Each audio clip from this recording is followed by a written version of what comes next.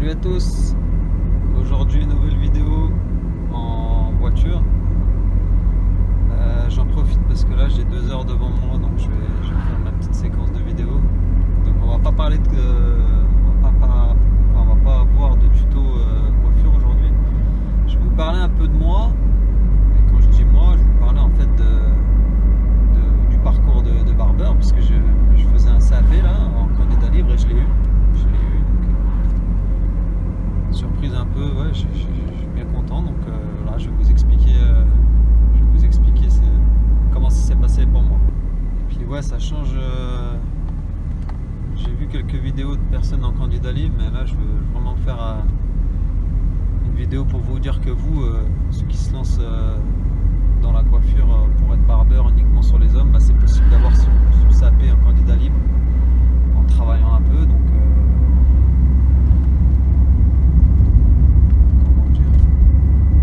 chez vous, il faut bosser un peu quand vous rentrez du boulot, et voilà, c'est accessible. Franchement, pour tout le monde. Tous ceux qui ont la motive, ça se fait.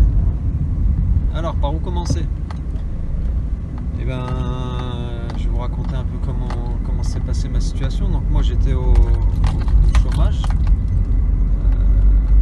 Ça faisait un peu plus d'1 an que j'étais au chômage. J'étais relogé avant. Je suis relogé et je ne retrouvais pas de boulot là pendant le Covid. Et je me coupais les cheveux tout seul, je commençais à couper 2-3 potes et j'ai commencé à me dire 2 savoir-faire c'est mieux qu'un seul savoir-faire. Je me suis dit que voilà, je garde dans la tête l'horlogerie et je pars à apprendre le métier de coiffeur. Comme ça, si un jour c'est même pas apprendre le métier, c'était que je voulais apprendre à couper sur des potes, et comme ça je me dis le jour où je suis au chômage, je me fais virer de mon taf, je veux changer, j'en ai marre, et je rentre chez moi et je coupe des gens en attendant de retrouver un boulot en horlogerie. C'était comme ça que je voyais la chose au début. Après, il s'est passé un délire. Donc là, on était en été 2021. J'espère que le vent n'entend pas trop. Donc c'était à l'été 2021, c'était août ou juillet, je sais plus. Et là, il y a une opportunité qui s'est présentée à moi. Donc c'est-à-dire que mon cousin m'a dit qu'un barbeur de ma ville cherchait quelqu'un, et je le connaissais aussi, c'est celui qui me coupait les cheveux avant. Et il m'a dit vas-y, en gros, je parle de toi, etc. Donc je lui ai parlé de moi, l'autre il a dit ouais, je suis vrai chaud et tout.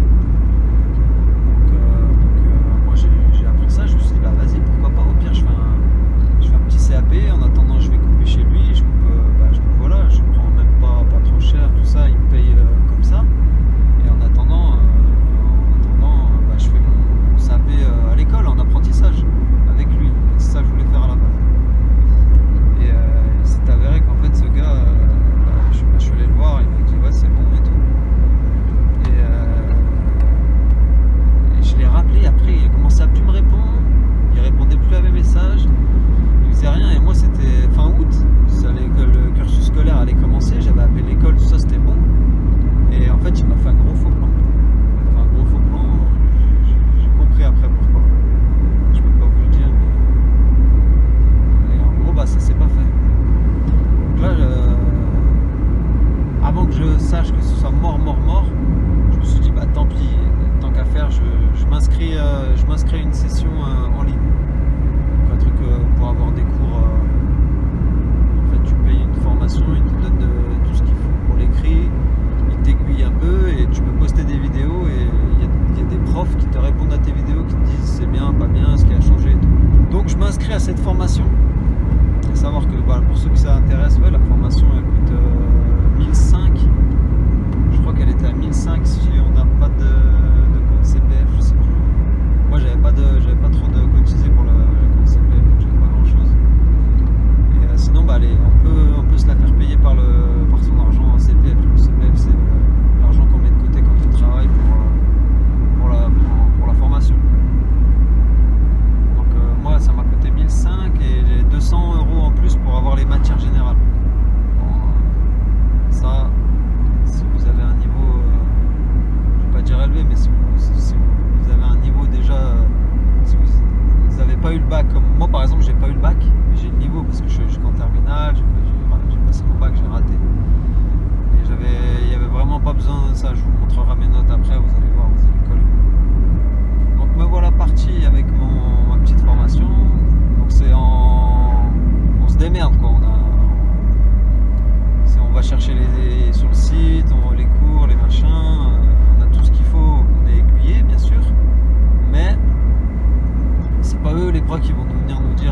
alors t'en es où, tout ça. Non, non, si tu fais rien, tant pis pour ta pomme.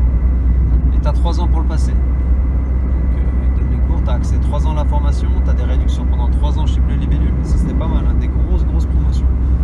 Bon après de toute façon, en cherchant un peu, il y a moyen de trouver des prix quand même, sans ce truc. Donc me voilà parti. Je continue bien sûr à chercher en horlogerie en attendant. Je touche mon chômage, j'ai ma petite formation. Après ce qui s'est passé, j'ai commencé à regarder un peu les cours, j'ai commencé à lire, regarder les vidéos, regarder un peu le matos qu'il fallait acheter. Honnêtement, faut une tête à coiffer. Moi, avec une seule tête à coiffer, je me suis entraîné. Enfin, j'ai fait mon entraînement avec une seule tête à coiffer. Ça vaut 40 balles, donc ça va. Après, j'avais déjà pas mal de matos, les ciseaux, les trucs comme ça. Ma femme, elle avait ce qu'il fallait pour faire de la coloration, des choses comme ça. Donc au final, j'ai pas racheté grand chose. Si je m'en suis tiré pour 200 balles, je pense au final. Si j'ai acheté un pied pour la tête à coiffer, ça vaut 50 balles aussi. 2-3 trucs par-ci par-là, les bigoudis, des trucs comme ça. Donc j'étais tout seul à la maison, donc je faisais autre chose, hein. Je jouais un peu, je me suis pas trop mis dedans tout de suite. J'étais plus sur l'ouverture de ma chaîne YouTube, j'étais plus dans le délire barbeur, de chercher des infos, tout ça. Ça me prenait pas mal de temps, le montage que j'ai dû apprendre, bon, c'est pas des montages de fou, faut quand même, quand on part de zéro, faut apprendre. Et j'ai commencé, je pense en décembre, à regarder pour acheter le matériel. Après en décembre j'ai reçu tout ça, en janvier je me suis mis à fond dedans. Donc j'essayais de faire un shampoing par semaine sur ma femme, sur ma tête à coiffer. Après permanente. Faut savoir, le jour de l'examen c'est une permanente, enfin une coloration, une permanente, une coloration permanente, une coupe de cheveux, un brushing, ouais c'est ça, une coupe de cheveux, coupe de cheveux et une mise en forme, voilà, chercher. Donc pour la permanente, c'est simple, tête à coiffer, on achète les bigoudis, on s'entraîne, tac tac tac, on n'est même pas obligé d'utiliser le papier à pointe pour l'entraînement, hein, bien sûr. Donc ça c'était bien. La coloration, j'ai mis un moment avant de me mettre à la coloration. Je crois que j'ai commencé en mars ou avril, je sais plus. Coloration, en fait tu prends un soin, un soin type shampoing un peu plus épais, soin là. Et tu prends ça chez Action, tout ça, ça coûte 3 balles le gros pot. Et c'est pour simuler comme si c'était un produit colorant. De toute façon, le jour du CAP, le résultat, ils s'en foutent. Ce qu'ils veulent, c'est la technique et tout. Donc, pour s'entraîner, c'est nickel. Pour la coupe, moi, je me suis entraîné à couper. Ouais, j'ai coupé 2-3 fois, je pense. 3-4 fois. Ma tête à coiffer. J'ai coupé mon modèle, donc c'était ma maman, je l'ai coupé une fois.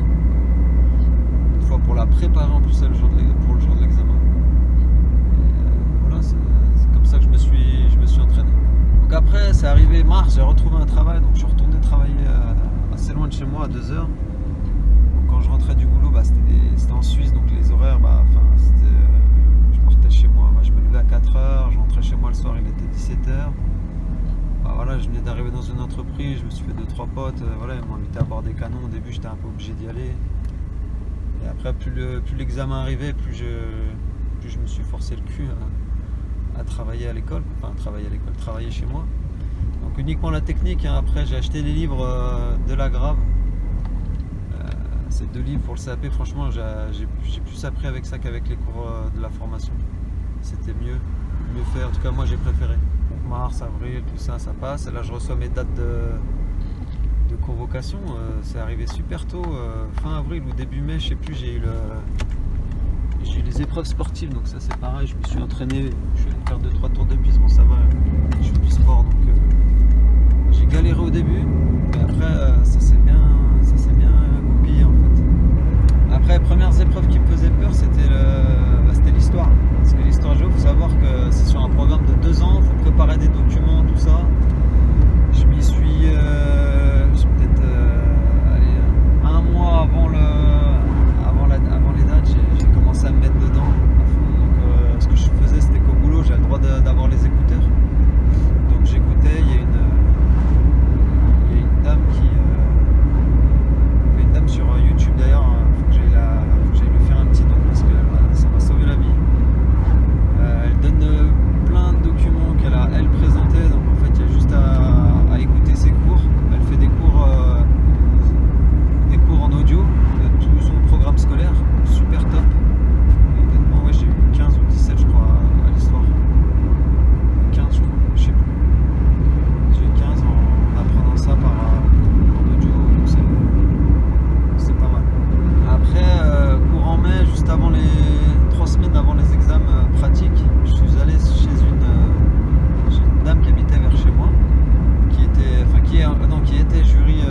CAP, donc elle sait comment ça se passe.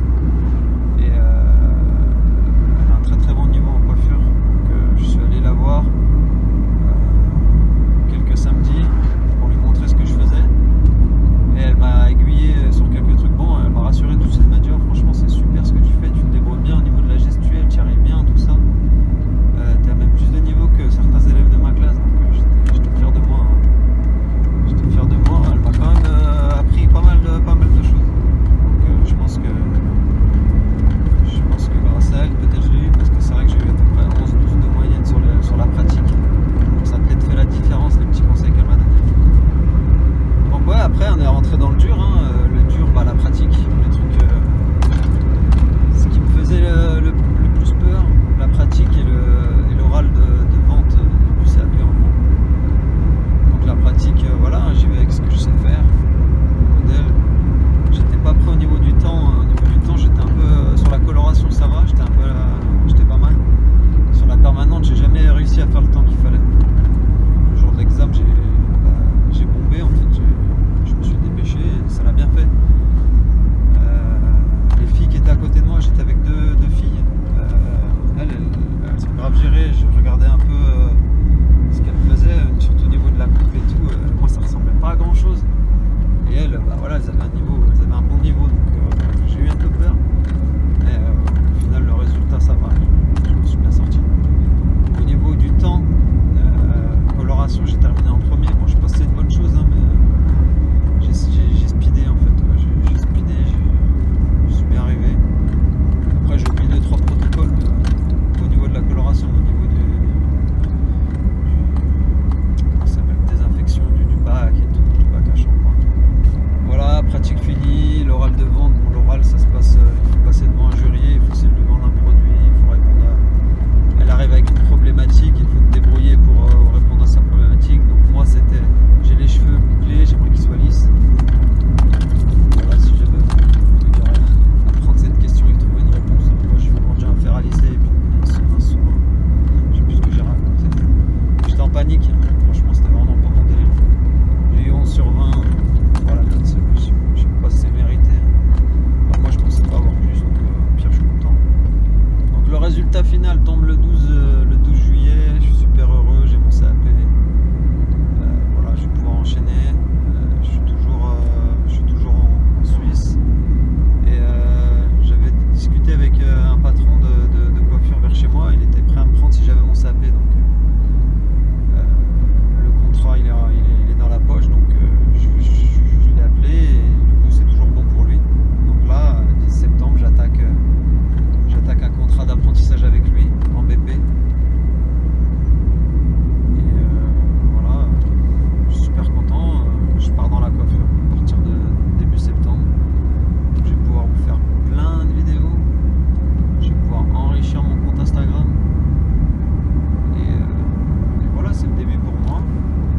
À la fin des 2 ans, bah, je verrai comment ça se passe avec lui, peut-être rester, peut-être, je sais pas, à ce moment-là je verrai, hein, mais le but final bien sûr un jour c'est d'ouvrir son salon. Si le barbeur tourne toujours aussi bien, si ça se passe, si rien ne change, si c'est comme ça, ouais, je pense que j'ouvrirai mon salon à terme.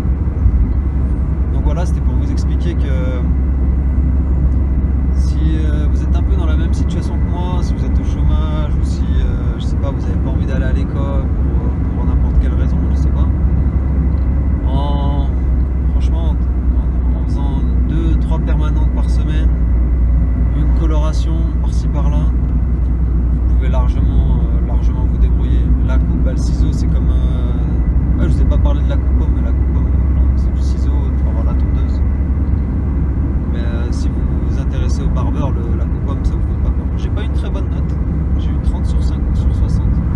30 sur 50. Non, attends, je sais plus. Ouais, c'est ça, 30 sur 50, je crois.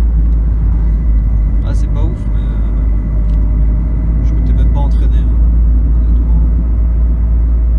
Je faisais que de la tondeuse chez moi.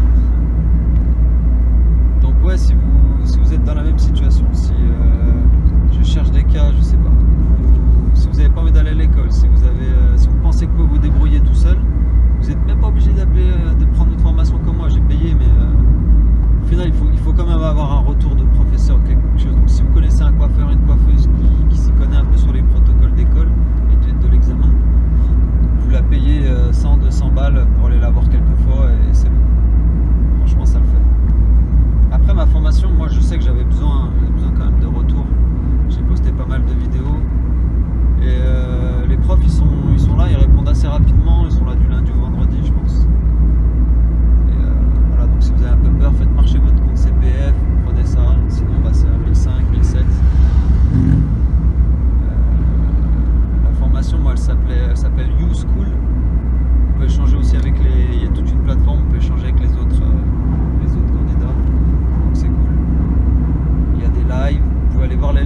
lives sur YouTube aussi, ça m'a aidé.